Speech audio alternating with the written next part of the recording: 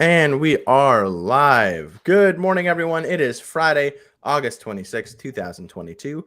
And the Apple event, it's finally here. We know when it's going to be, and we're going to talk all about it. I am Luke Filipovich, iMore contributor, joined as always by iMore contributor Karen Freeman. How you doing, Karen? I'm doing well. How about you? Not too bad. Stephen unfortunately couldn't join us today, but he will be back. Don't worry. You will hear his Scottish voice once again, we promise. Uh, iPhone event, Karen. This is the iMore show, so let's talk about the iPhone event. Far Um, out.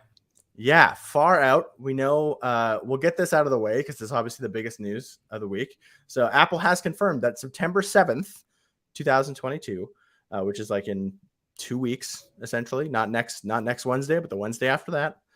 Uh, and yeah, it's a Wednesday instead of a Tuesday, which is kind of interesting. Although I think that's just because it's the Labor Day weekend, so they're just giving an extra Right. day to like get in the office and do the stuff.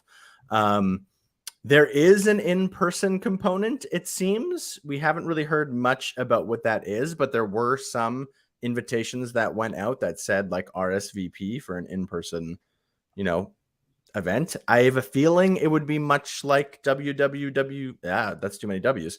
WWDC was, which is probably like something a little more informal where they might even sit outside again. Which I mean, hopefully it's not too hot in the California sun, but maybe they'll sit outside, have a big screen. Tim Cook will come out, kind of introduce what's going on. They'll sit and watch the broadcast with us, probably on a slightly less delay than all of us.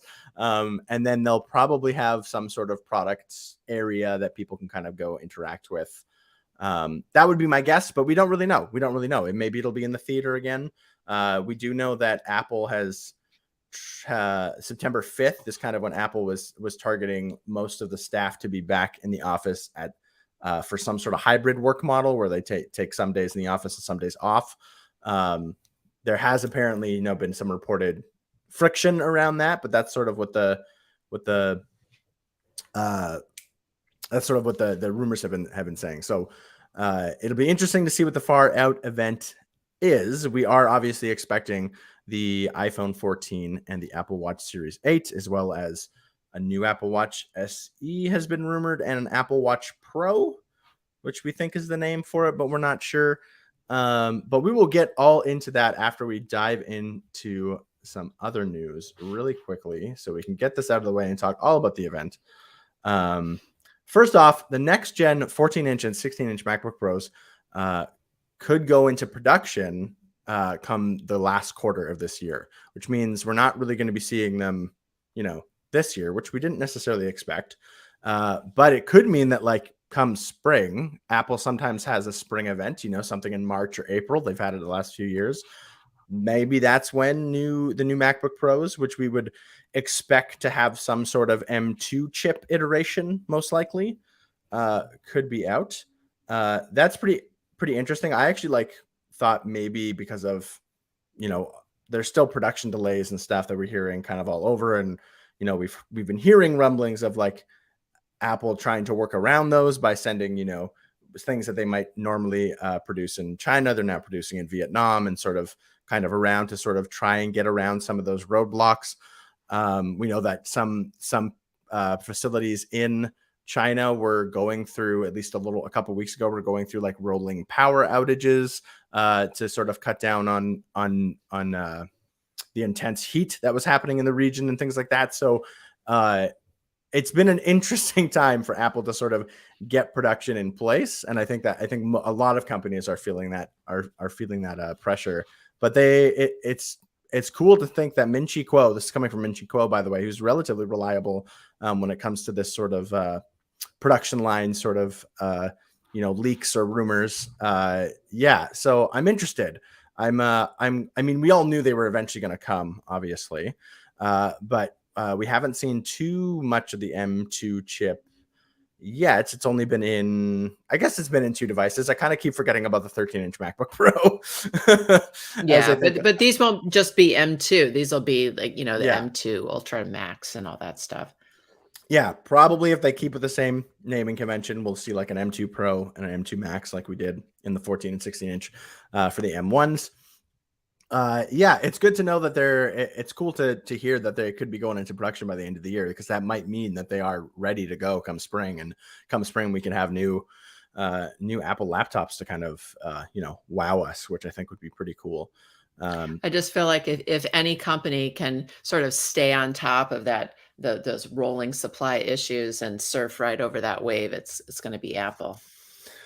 Yeah, and I mean they've certainly been trying, as we've alluded to. They've been switching where production goes. They've been right. I think there was even rumors that there was rumors way earlier in the year. I don't know if they ended up panning out to be true, but there were rumors way earlier in the year that they were actually starting production early on some devices. They didn't say what, but like earlier than they normally would, to try and get like ahead.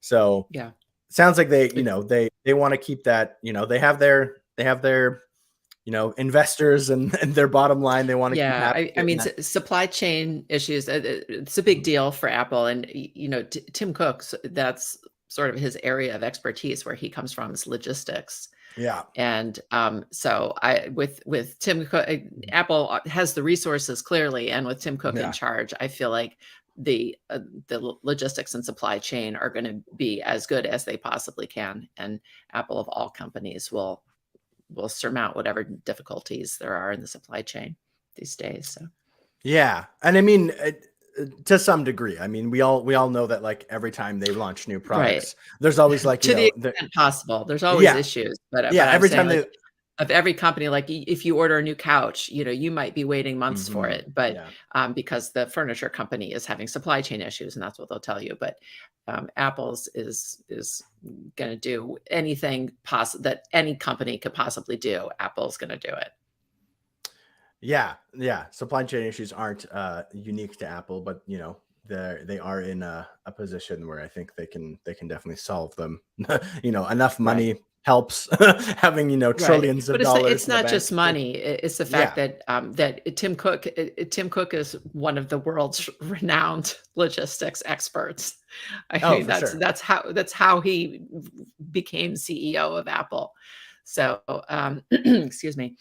So yeah, I think Apple will figure it out. Yeah, totally. Moving on to an interesting piece of news. Twitter is actually is testing right now. They're going to be expanding Spaces, which I haven't used too much. I've gone into some Spaces every now and then. If you don't know what Spaces are, they're kind of like live or recorded like audio spaces that people can host and people can kind of join and listen into. They're interesting. They were kind of somewhat similar. Like Spaces sort of came out of the popularity that came around Clubhouse in 2020, when Clubhouse kind of was first taking off, and then Clubhouse didn't really go anywhere. It's hard to break into the social media world these days, unless you're TikTok, who managed to do it somehow. But yeah, so Twitter kind of wants to become your next podcast app.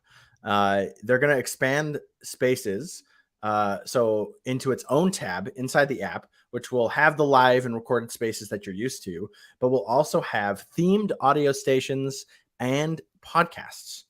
I find this interesting, especially since one of the senior members of Twitter senior product manager, Evan Jones, told The Verge that audio stations and podcasts will be tailored more to users as you use them more.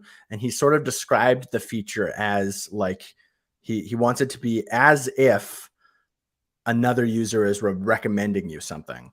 So if you are a big podcast fan, which I am, I listen to a lot of podcasts. They're pretty much on all day while I'm working. And that's usually what I listen to in the car now. I listen to a lot less music than I used to, but it can be kind of hard to find new podcasts. You're like, if you look in like, even Apple's own podcast app or Spotify, like it's a lot of like top trending charts, which I mean, obviously someone found those at one point and, then they got big, but like, they're kind of hard. Like if you're just like looking for a new podcast that isn't what everybody else is listening to, it can be a little weird. Like a lot of podcasts still kind of rely on like word of mouth. There's like really big way that podcasts get so I feel like if Twitter can really make this recommending model, since no other place does it a ton, like obviously, Apple will recommend you some podcasts kind of based on your listing. But if this is this sounds, they haven't said a lot of information about it yet, but this sounds like it's supposed to be a little more deeper than that. Like not just like, oh, you listen to this, why don't you listen to this? It also sounds like it's supposed to be like actively recommending you stuff, like based on, you know, your previous stuff that you stuff you checked out, maybe some of the spaces you've attended, things like that. Yeah. Do you think it would be? Do you think it would also be influenced by the Twitter accounts that you follow? Things I like, do don't you think know. it'll take all of that kind of stuff into account? It sure could be. They obviously they haven't said that, but like that's one thing that I was kind of thinking too. Like you know, if you're interacting with a podcast a lot on Twitter or something, they might take note of that and be like, hey, you like this, maybe you'll like this and stuff. But And just it in could, general, like let's say you follow your, you know, let's say you follow your favorite hockey team, for example, yeah. on Twitter. Would it take that into account in recommending podcasts you and recommend like sports podcasts, hockey podcasts, you know, Canada podcasts, Manitoba, you know, whatever, like things that are specifically tailored to all the different accounts that you follow? Because I do think there's space, if you'll pardon the pun, I think there is space in the podcast sphere for like a really good algorithm to help you discover new podcasts, because I find people's tastes in podcasts are extremely different. Yeah. I mean, like our podcast, for example, is very niche. I mean, I don't even recommend it to my own friends because most of my friends couldn't care less about technology or Apple or any of that. I mean, they use iPhones, but they don't want to talk about them. You know, they just want them to work. So, people's tastes in podcasts are so different. I mean, some of my kids listen to like horror podcasts, and that's almost exclusively what they listen to. And other people are really into true crime podcasts. And it's the kind of stuff like I would never listen to that kind of stuff, but you see those on the top list because those are very popular.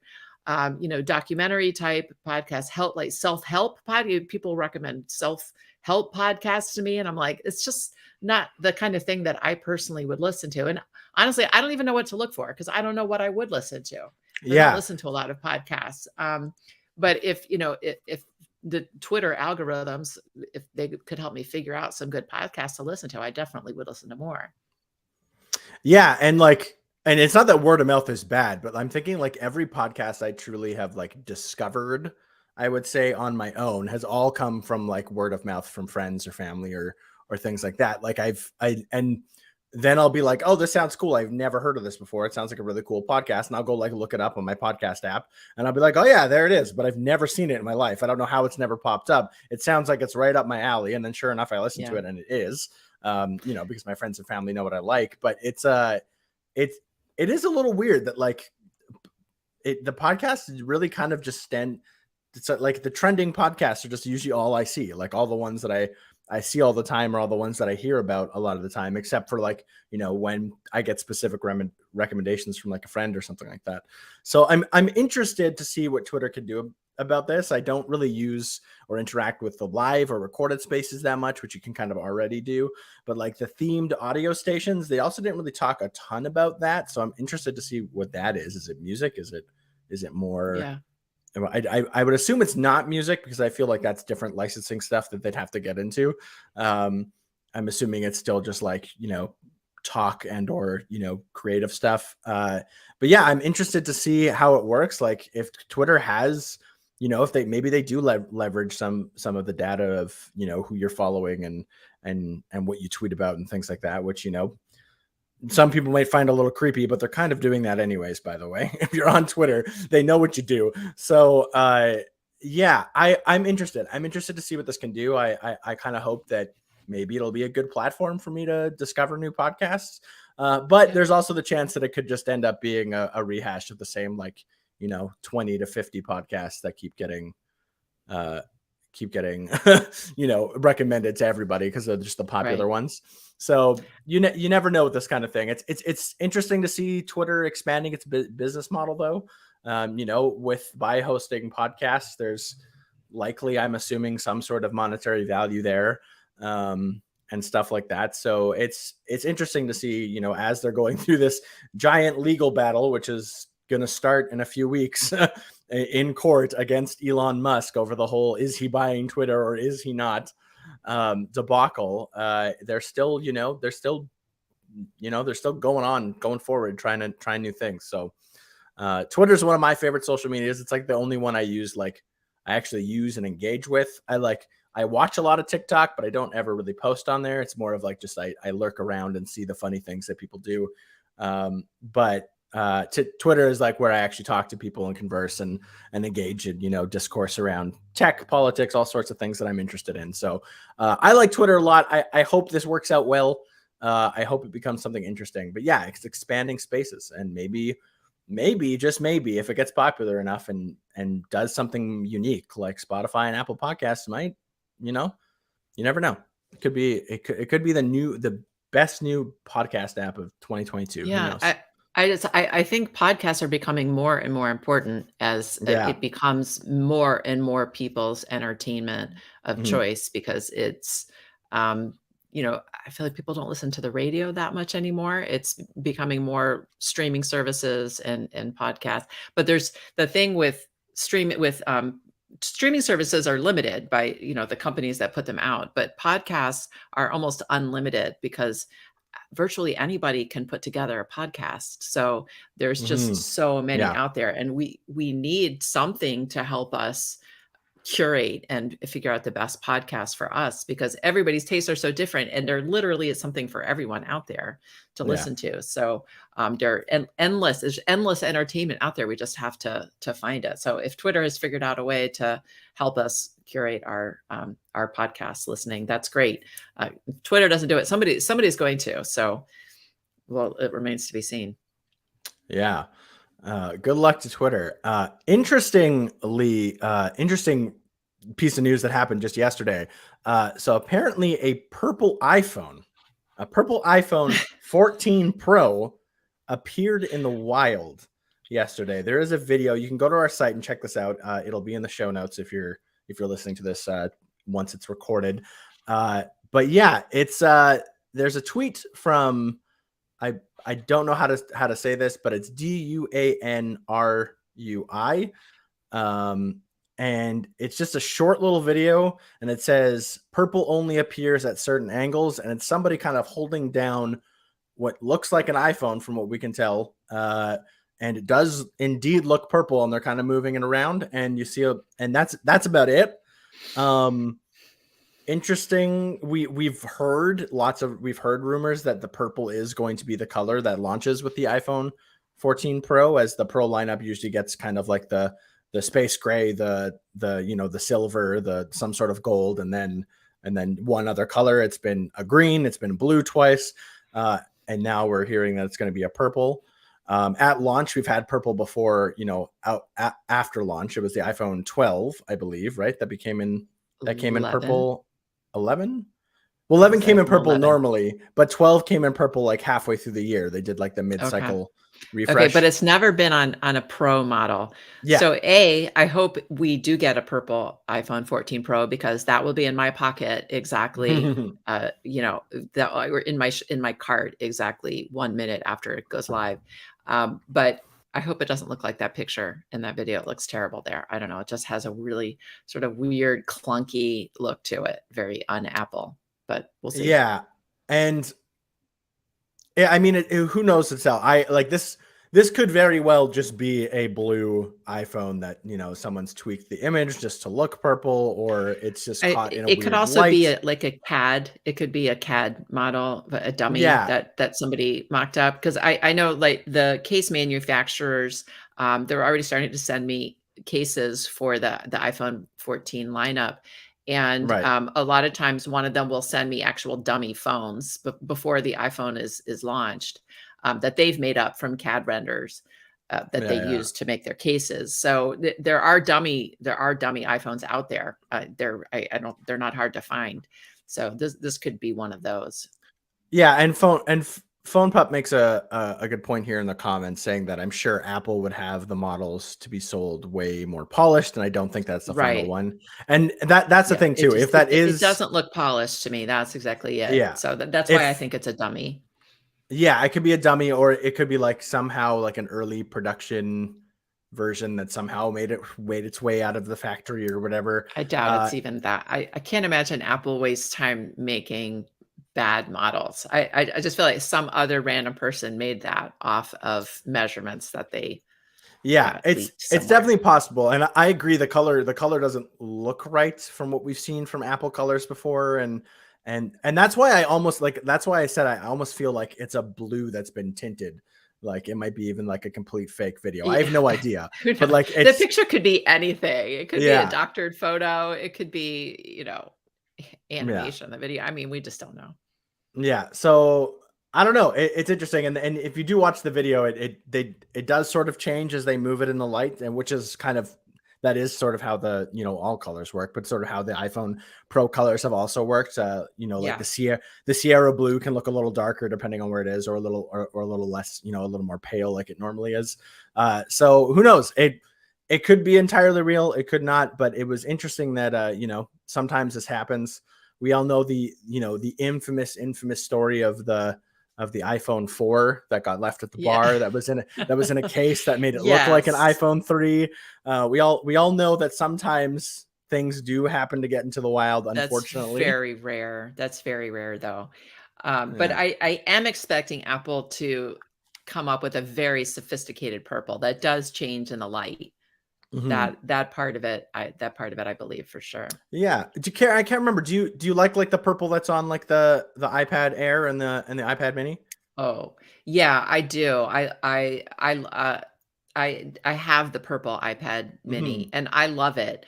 But it's almost too subtle. I would like to see a little bit. I would like to see it be a little bit more purple, but I would be happy with that kind of color. It's very sophisticated looking. It is almost silver in certain lights. Because that's what I'm imagining in my head that it might be, especially since the Pro models tend to be a little more muted in colors, right? I just don't think they're going to do that same color again because they've already done that. It's more of a lavender. I'm expecting that the iPhone 14 Pro purple will be more purple, or at least a darker purple. So even if it is closer to gray, I expect it would be a little bit darker than that pale lavender color. But we'll find out very soon. Yeah, we should find out very soon. Before we get into the event, which we will talk about real quick, or which we will talk about a lot, real quick, let's just mention we had talked about this before a couple shows ago, but Apple has now confirmed that iPadOS 16 is indeed delayed.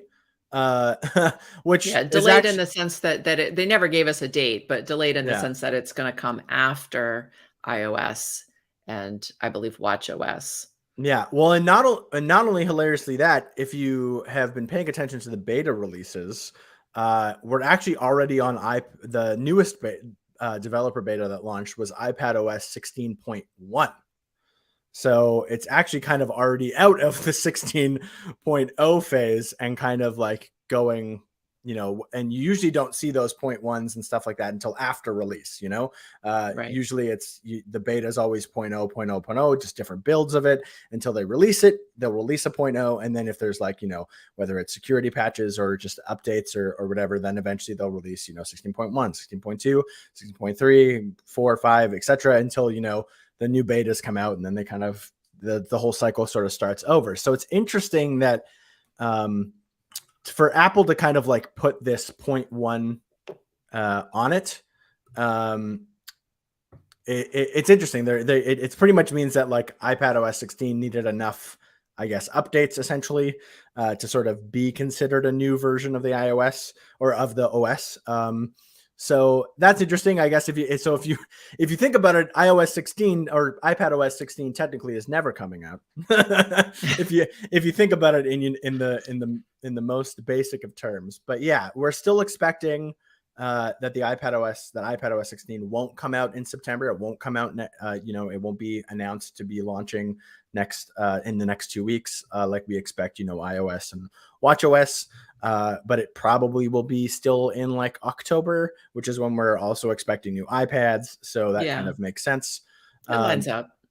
But yeah, so the company is looking like it's going to skip the regular iPadOS 16 altogether and kind of go right to iPadOS 16.1, which is interesting. iPad's been having it's been having a bit of a tough go with Stage Manager having some issues and things like that. But it's a big update to the system. It's a brand new thing for Apple. I'm sure there's lots behind the scenes that makes it do what it does. So it'll be interesting to see what happens and what the final version kind of looks like and And, now that it's in the official sort of like 16.1, and we'll probably have at least another like 1 or 2 beta builds of it, I would assume. If it's going to launch sometime in October, we'd probably still at least get 1 new beta build of it before it officially launches. So it'll be interesting to see if there's like, a bunch of new features, or just like Stage Manager is really, more streamlined, or more a little more smooth, or it has a different implementation. We don't exactly know which way they're going, but we know that iPadOS 16 is likely not going to launch kind of when we sort of expected it to, still in the fall, which is what the original, plan was anyways. But, right. So if you have an iPad and you've been checking out the betas, you might be on the beta for a little longer before the actual release.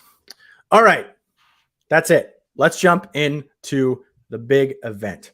So the September 7th event is called Far Out, which we'll get into that a little later about what that might mean.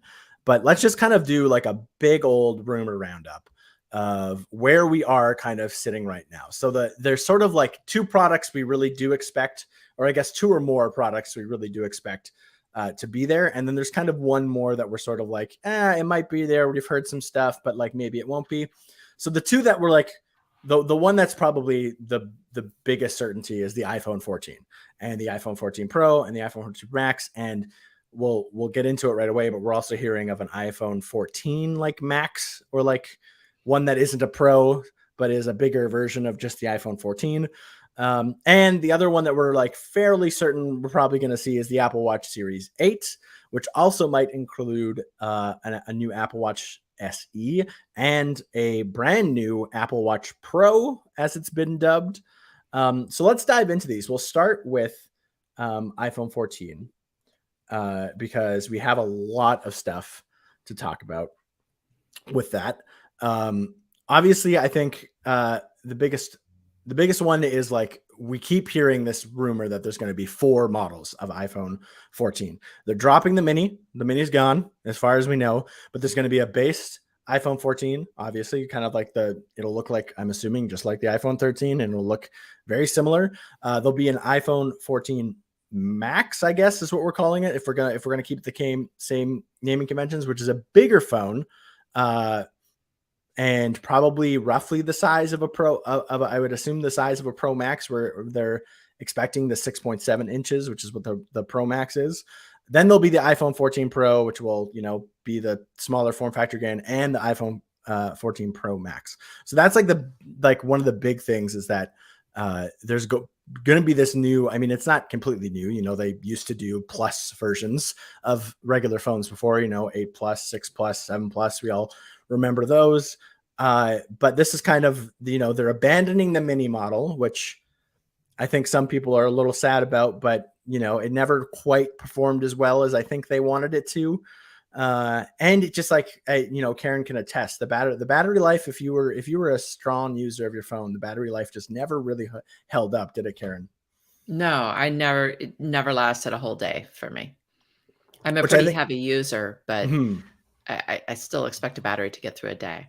Yeah. So and that's the limitations of a smaller phone. Smaller phone's going to have a smaller battery, which means you have less power to carry around. I think I'm most out of when it comes to the models and the sizes, I'm most curious. I like big phones, even though they tend to be a little ridiculous sometimes, but like, I think I would be most interested, if someone told me, oh, which one are you going to get? Which I think this year, my personal answer is probably none. But if I was like, forced to get one, it would probably be just like the iPhone 14 Max, I think. Not the Pro Max, but the regular Max. Because I like big phones. I don't really need the Pro. I've kind of like let go, as much as I love the Pro, and I do love cameras and I take a lot of pictures, but I have a dedicated camera that I usually bring around with me if I want to take a lot of pictures. I like obviously having the option of, anytime I'm out and about, I have a great camera in my pocket, which I still have if you have, just the base, iPhone 13 or iPhone 14 in this case. But I've let go of the Pro. I don't need it. There's nothing in it that like I'm really taking advantage of. For as often as I do take pictures on my phone, would the third camera kind of be nice? Sure, but I can take really good photos with just the 2 cameras, the regular lens and the extra wide lens are like a really good capable lens set that I really, really like. So I've let go of the Pro. I don't know what will make me ever buy a Pro phone again. I'm not saying it won't happen, but I've kind of let go of it. I just don't need it. And it's kind of the same with like, you know, things like, you know, if I get around to upgrading my MacBook game, because I have an M1 iMac, which I absolutely love. My MacBook that I have when I need to do backup work or whatever is just like an old 2018 MacBook Air. And it's like, I don't think I would ever get anything other than the Air. I don't need the Pro. Let go of the Pro. I just don't need it. Yeah. No, the iPhone is the one thing that I will keep buying Pro, most likely, because I do use it as my primary camera. I have a DSLR and it's like gathering dust. I really never use it. If one of my kids took up photography and wanted it, I would happily give it to them. I do travel a lot, as I've mentioned on the show many times, and I have traveled with the DSLR and it's just miserable for me. Like I can't carry around something that heavy. I like to travel very light. I have to use a small suitcase, just to carry on if possible. And I just want to carry as little gear with me as possible. And with the iPhone has completely taken over my photography. It's completely filled that niche for me. And I did get the 12 mini one the year that we had the 12, and that was my first non-Pro phone in a while. And I really, not only did I have the battery issue, that was my biggest issue with the phone, but I really missed having a telephoto lens. And I really hope the telephoto lens continues to get better and better, because I do use that quite a lot, not only for travel, but also to take pictures of my dog. I mean, sometimes she's doing something really cute, and I know if I get any closer, she's going to move. So sometimes I'll sneak a little telephoto picture before I walk closer to her. So that for me is keeping me on the Pro cycle. Yeah, fair. And I mean, and like I said, I agree with you. Like, you know, nothing can beat the portability when it comes to camera. Nothing can beat the portability of something you're already carrying around in your pocket, and that does so many more things. You know, as someone who does photography as a little bit of like, you know, a bit of on the side, sort of as a hobby. You know, I'm definitely not professional you're more by any serious means. about it. Yeah, but I like having my lenses and my kits, especially if I'm going out on a hike to actually like try and capture wildlife, which I do every now and then. So, you know, an iPhone's still has its limitations in that regard, but oh, for sure, the camera is always getting better. And there's some rumors about that we'll get to in a second. But moving on, the design of the iPhone 14. So you may have heard way kind of earlier in the year, both Mark Gurman and John Prosser had said that, oh, it's going to be like a complete redesign, and the cameras are actually going to be completely flush. There's going to be no camera bump. There's going to be like a flush camera mount on the back, which would make the phone a little thicker. They have both sort of since then sort of been like, oh, actually, it won't really be that big of a design change. It's probably mostly just going to look like the iPhone 13 did.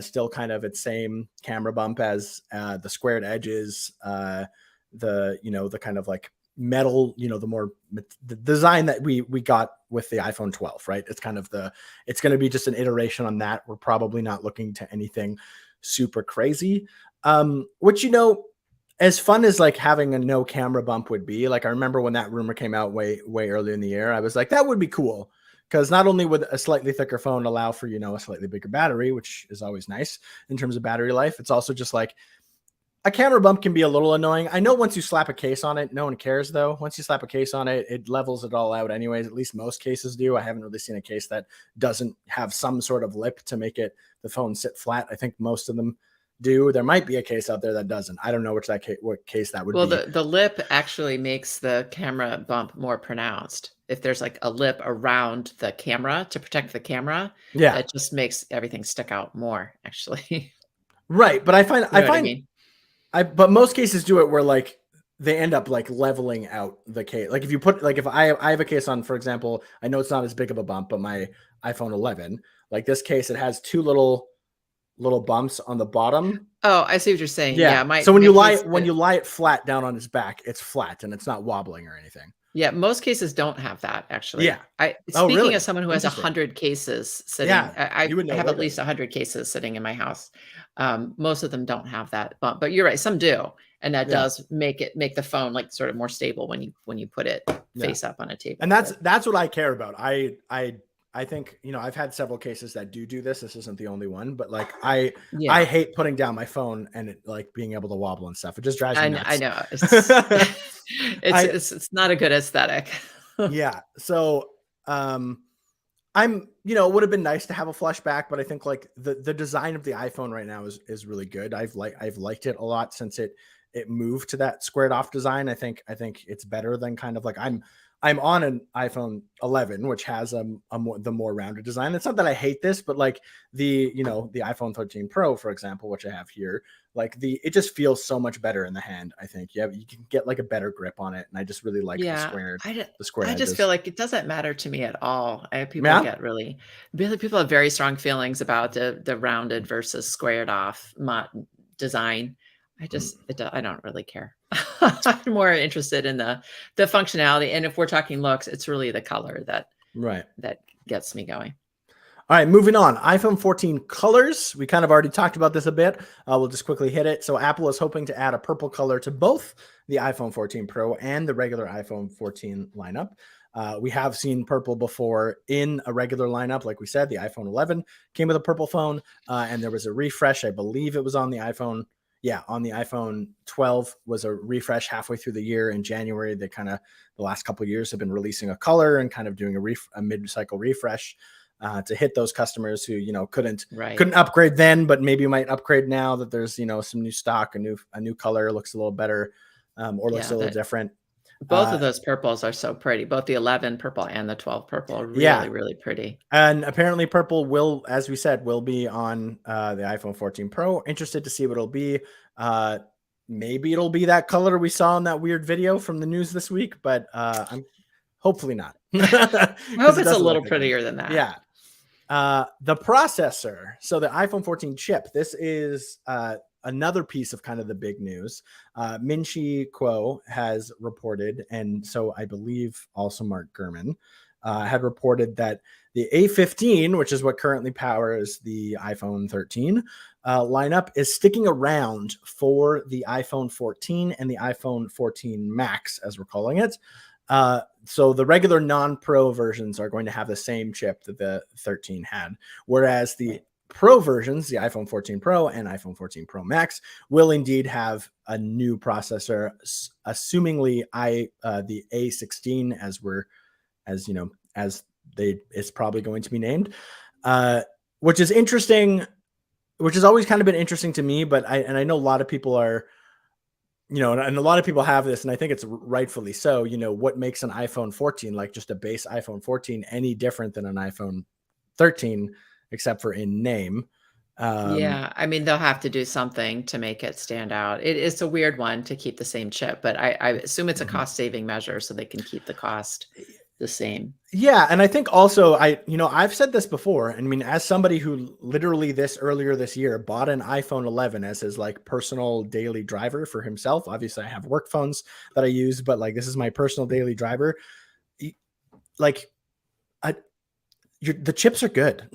Like Yeah, I know. It doesn't the really matter that much. The difference A15 is between good. one generation of chip to the next is it's not going to be noticeable Yeah, for unless somebody's doing speed tests or something, yeah. benchmarks. It's It's so minimal that you're not going to notice it in your everyday today Yeah, use unless. consumers are going to notice things like battery Yeah, more than they're going to notice yeah. the chip that's in their phone. And don't get me wrong, like processors sometimes can, we've had this in the past in different phones and just different computers and stuff. Some processors are a little more power hungry than others, and Apple's, I think, been doing a good job of trying to get the power hungriness of the processor down over recent years to try to help extend that battery Right. life.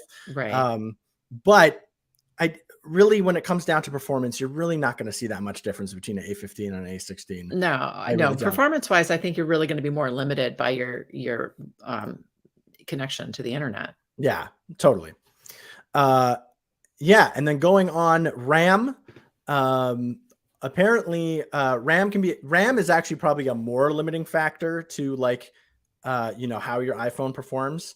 And phones have been getting more and more RAM in recent years. And apparently it's been rumored that all 4 models of the iPhone 14 will feature 6 gigabytes of RAM, which is quite a bit for a phone. Yeah, it's not the highest in a phone ever. There's Android phones out there that have a lot more, that boast a lot more. But 6 big gigs of RAM is pretty good. I believe the iPhone 13 was clocked at 4. I think the regular models were clocked at 4, if I remember correctly. So it is an upgrade. Yeah, 4 gigabytes of RAM is currently packed into the iPhone 13 models. Which, remember, Apple never actually says how much RAM is in the iPhones. It's not a stat they particularly care about. But through benchmarks and various tests, that always comes out, a week or two after the phone's in people's hands. We kind of know what the RAM's going to be, but reportedly it is going to be 6 gigabytes. Which is an upgrade. And I feel like that's a more important upgrade. Like 2 gigabytes of RAM difference is actually a decently noticeable amount. That's going to be the bigger upgrade here than I think than worrying about the processor. So even if you have the A15 if this is true, if all this ends up being true, the A15 in the 13 with the the A15 in the 14 with upgraded RAM will likely perform better. Slightly, but perform better than the iPhone 13. So there's your that's one of the differentiating factors of the phones. Promotion, the display. So the iPhone 13 Pro models have a promotion display. We expect that to stay on the Pro models. It doesn't seem like it's going to trickle down, at least this generation, or who knows if ever, but at least this generation doesn't seem to be trickling down to the regular iPhone 14 models. I think this makes sense. I think it's a cost. It's definitely a way to keep costs down for sure. I'm someone who I like ProMotion, and like I said, I have an iPhone 11 and I have an iPhone 13 that I use side by side often, and I do notice a difference, but it's not enough to make me go like, oh, I can't look at that screen. Which some people are really sensitive to it, I find. And once they kind of jump up, they just can't go back. And if that's you, that's totally fine. But I've always kind of been I can kind of take or leave the refresh rate. It doesn't really bother me too much. I agree. I can see it. Like if I have 2 phones side by side, I can see the difference between the promotion display and the non-promotion, but it just doesn't matter to me. I'm just like, oh, that's nice. Okay. It's smoother. But the bigger thing is that analyst Ross Young and Bloomberg's Mark Gurman have reportedly seen that there's going to be an always-on display. This I like. Particularly on the Pro models, but it also might be on the regular models. But the Pro models would make more sense since they have the refreshing screen, and that's probably what we would see it on if it does come. And as we've seen with the changes in iOS 16 to the lock screen, it would really, really benefit from an always-on display. That's what I was thinking. I mean, if the always-on display is just the time, I could take it or leave it. But if if the always-on display will show all the widgets that you put on your lock screen, that would be amazing. Yeah. So especially if they're live, you know what I mean? Like if you have a weather widget, if it's continually showing the live weather, you don't have to tap it and go into the app to get the actual updated weather report. Yeah. So I'm excited for that. That would be one thing. I probably won't buy a Pro model if I was going to buy any of the 14s, but that would be a cool feature that would make me that would be nice to have, especially with the widgets, and I'm thinking widgets. for my husband for sports scores, because if we're out somewhere and there's a game that he's missing and it's just killing him, he'll be constantly checking his phone. Totally. He's going into the app and Whereas if it was just in a widget on his always on display, he just would have to cut his eyes over to the phone once in a while to keep up with with the game. Trying to get through this because we want to get through to the Apple Watch as well. So I'll stick with the bigger stuff for now. iPhone 14, the camera. There's been lots of rumors that there could be a massive upgrade to the camera where it could end up being a 48 megapixel camera, at least the main driver on the Pro devices. So Min-Chi Kuo believes that Apple will switch to a new 48 megapixel camera next year while following year's devices we'll see Apple jump to a new periscope camera design for the first time. So this is where, and this is where we've been seeing with the Pro phones in recent years. The camera is really where Apple's putting a lot of attention, both, for photography, but also for video. Cinematic video or video mode on the Pro models and things like that. So I think that there's probably a lot of credence to this rumor. Will it, is it going to be on the iPhone 14? It'll be hard to say, but we are still expecting a triple lens system. But that 48 megapixel wide lens, which would kind of be like the standard lens, if you want to put it that way, would likely only be on the Pro models, and it'll be a big way it'll differentiate itself from it'll move itself away from the standard iPhone 14 model. So Karen, someone who said that you carry around your iPhone and that's what you do for photography, this must excite you, right? Very much. I have never used a 48 megapixel camera. Even my DSLR doesn't have that. So I just excited to see what that does. It'll be likely very clear images, which will be really, really, really cool. So that's really interesting. The battery, there has been reports of featuring larger batteries. Once again, battery size is something that Apple usually doesn't talk about. It's usually something we have to find out kind of after the fact. They like to talk about battery in like terms of length, like how long you can be on your phone surfing the web, things like that. There isn't a ton to this to go on, just sort of a few leaks from Ross Young that says that it'll have a slightly bigger battery kind of across the board. So all 4 models would have a slightly bigger battery. I mean, I guess the iPhone 14 Max, the regular Max, is, sort of a new phone, I guess. So it would make sense for that to have a bigger battery, but apparently it's kind of happening across the board, which I think would be cool. I think battery life is still one of those deciding factors that people look at when they're looking for a phone. You want something that's going to last you all day that you don't have to constantly be charging. So that's a lot of, that's like not all the rumors we have, but that's a lot of the big stuff. There's more, and we'll have it. It's all going to be linked in the show notes, so you can check out all the details. And I did want to address a comment we got at the very beginning of the show from Scott C. I don't know if you can pull that up. They asked, which iPhone models do you think Apple will discontinue? So do you think it'll be the 11 or the 12? What do you think? I think the 11 for sure, because it's obviously the oldest one. I think they'll keep the 12 around because there's not really I don't think there's as much of a point to keep the 13 around, since the 13 and the 14 are going to be pretty similar, other than, stuff we mentioned with potentially better RAM and things like that. But like, it's mostly like it's going to have the same chip. It's going to have pretty much the same design as far as we know. So I think like the 13 will just like disappear. I think the 13 will just be gone. So you think Apple will eliminate both the 11 and the 14 lineups? Or the 13? Yeah, I think so. I mean, now that you say that, maybe they won't. It's hard to tell. But I just feel like keeping a 13 around doesn't make a lot of sense. So, except for the fact that it has the mini with the improved battery.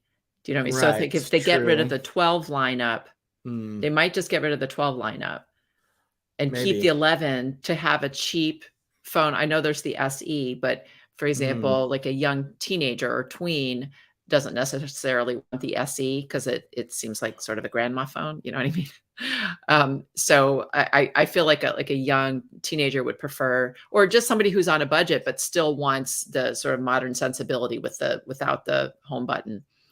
The 11 is a budget alternative to the newer phones. And then if they eliminate the 12 lineup, there's really nothing that's in the 12 lineup that you can't get in other models.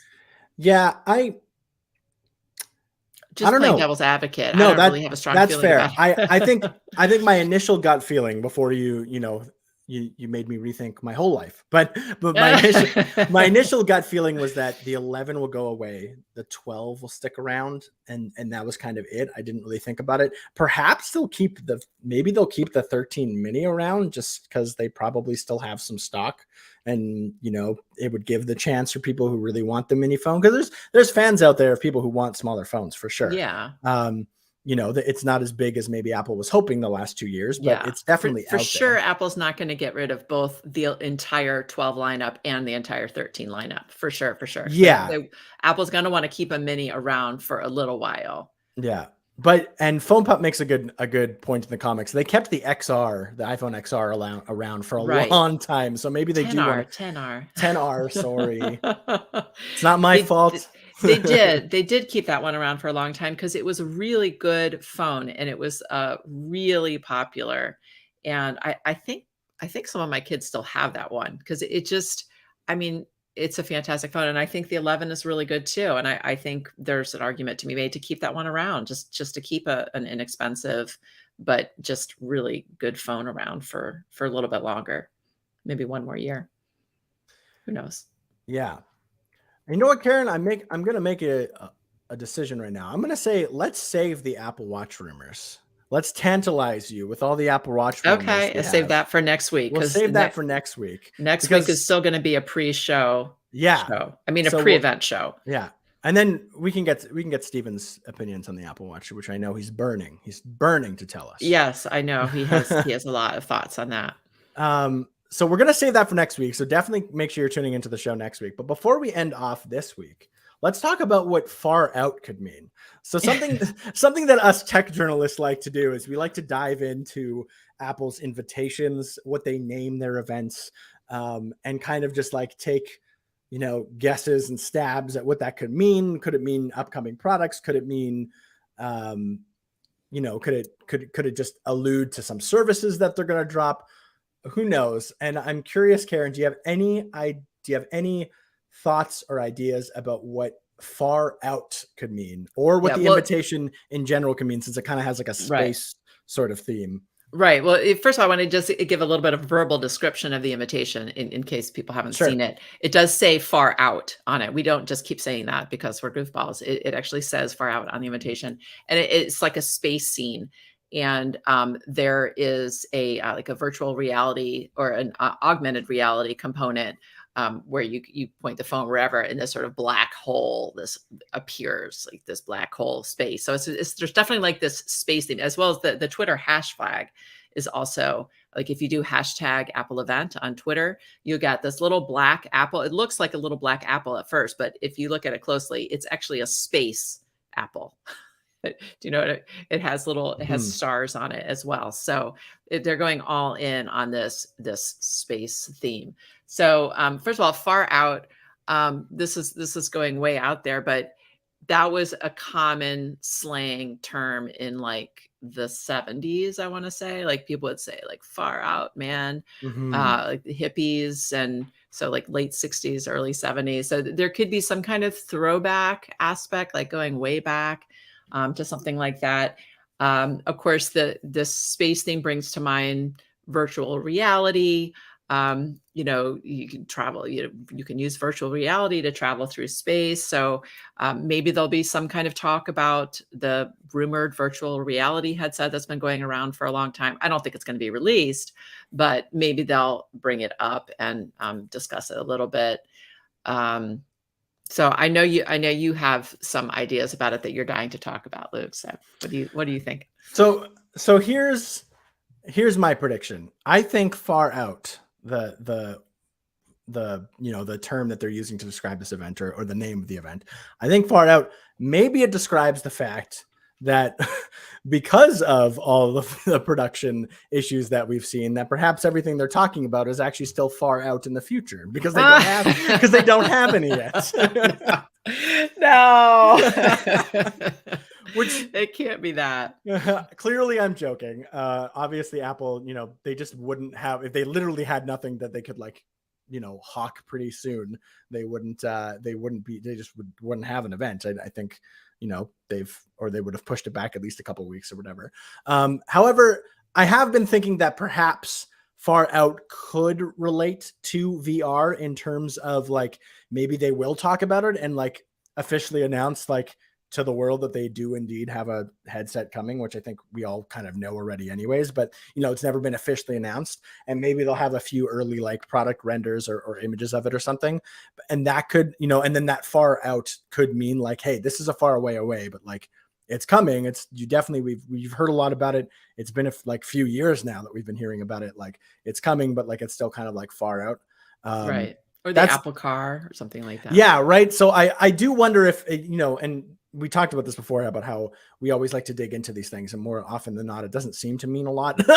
Yeah. But I do wonder if far out could be in reference to some sort of product that isn't quite ready to go, but they want to talk about because maybe there's something exciting or something newsworthy about it, or they just want to start developing buzz, right? Like, yeah, there's some good ideas in the comments too. I don't know if you saw. Yeah, Phone Pup was saying maybe astrophotography, which I love that. Could be interesting. I mean, that totally fits, right? Because that's the space theme and the far out.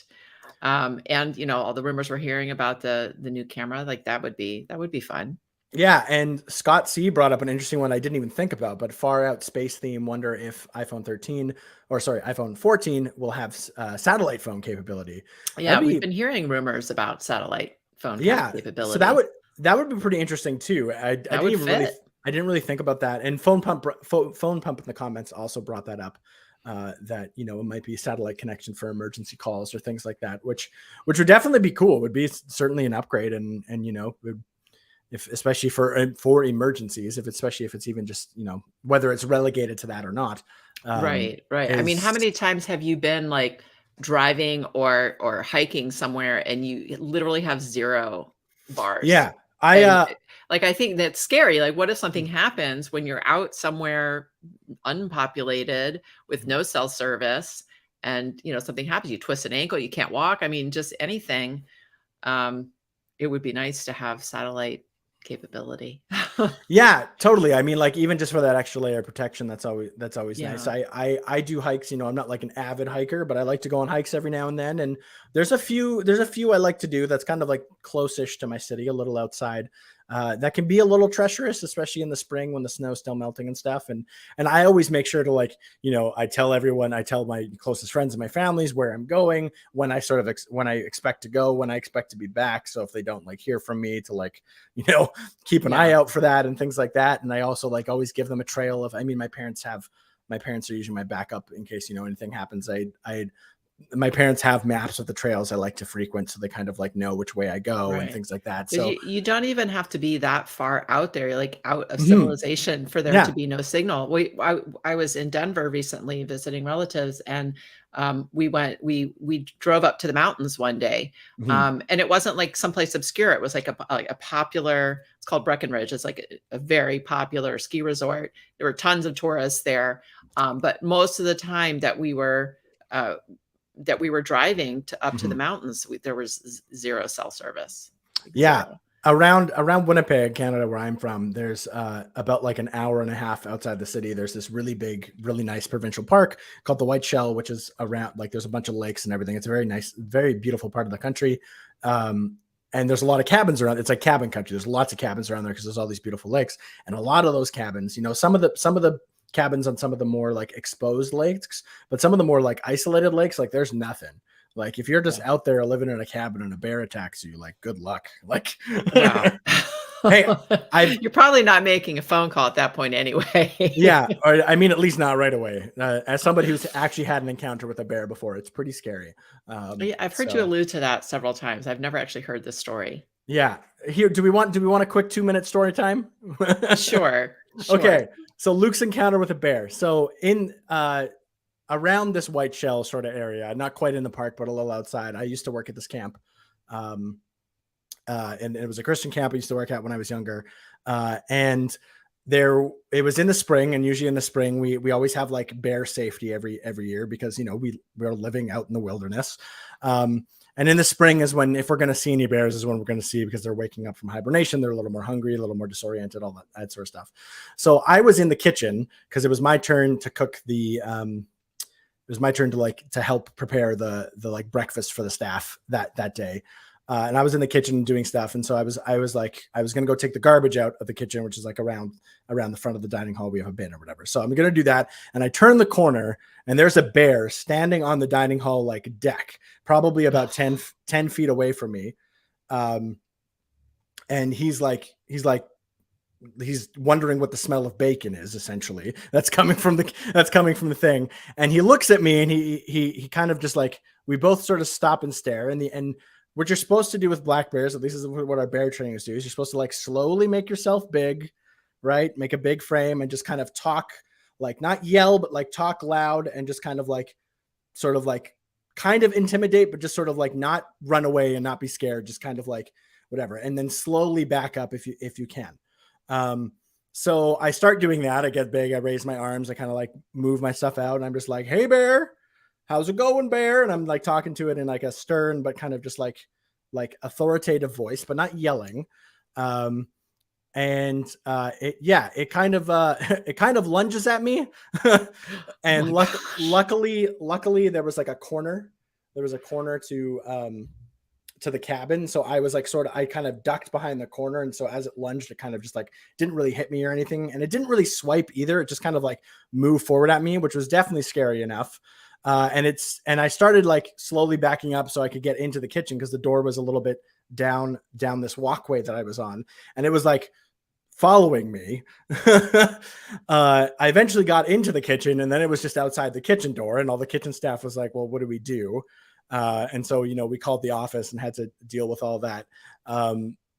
So that was one of my bear encounters. I've actually had another one, but I will save that story for another time. Oh my gosh. That was one of my bear encounters. Both of them happened at the camp. So that was one of my less tame ones. If you want me to tell you my more insane bear story, let us know. Hit us up on Twitter.